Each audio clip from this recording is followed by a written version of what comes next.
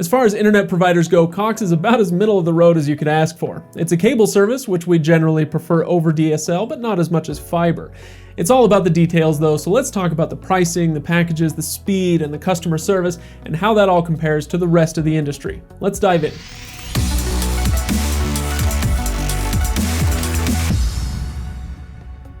Now, Cox has a starter plan that gets you, unfortunately, less for more compared to other providers' starter plans, but they do have plenty of higher tier plans as well, depending on the area. Those other plans give you lots of options, starting with a truly tiny option and working all the way up to 300 megabits per second in some areas. Take advantage of this by tailoring your plan to your situation. The number of internet users in your home should be a good guide to how much speed you actually need. With such a variety of plans though, be aware that location-based pricing and availability is a thing. This is totally normal for ISPs, but that doesn't mean we have to like it. Basically, it means that what you see advertised may not be what you get in your area. Make sure you're clear on the price before you sign up. It should go without saying, but there it is. All right, now here's the thing about Cox's speeds. They're not always quite what's advertised. Now that's a little vague, so let me put it this way. The FCC, which measures the speed performance of internet service providers, found that Cox's average speeds clocked in at just 75% of the advertised speed. So if you sign up for a 50 megabit per second plan, there's a good chance you'll actually get about 37 megabits per second. Not exactly a great showing there.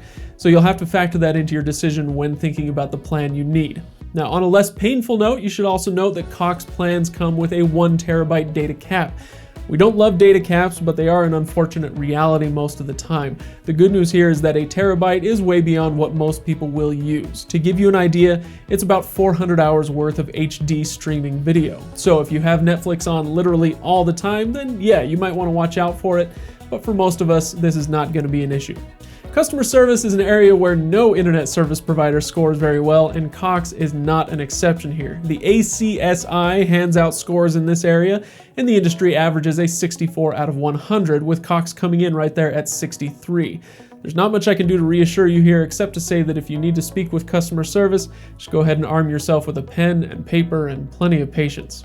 Now, ultimately, if you're looking for a recommendation, we'd say Cox as a cable provider is a little higher in our book than competing DSL providers like AT&T and CenturyLink, but we'd sooner recommend other cable providers like Spectrum or Xfinity over Cox. But the really nice thing about Cox's no contract plans is that you can go ahead and give it a shot without worrying if you need to cancel if you're not exactly satisfied. Anyway, we'd love to hear your thoughts as well. Do you feel like our review was fair and accurate? Do you have any other questions? Hit us up in the comments, let us know, and we will see you on the next review.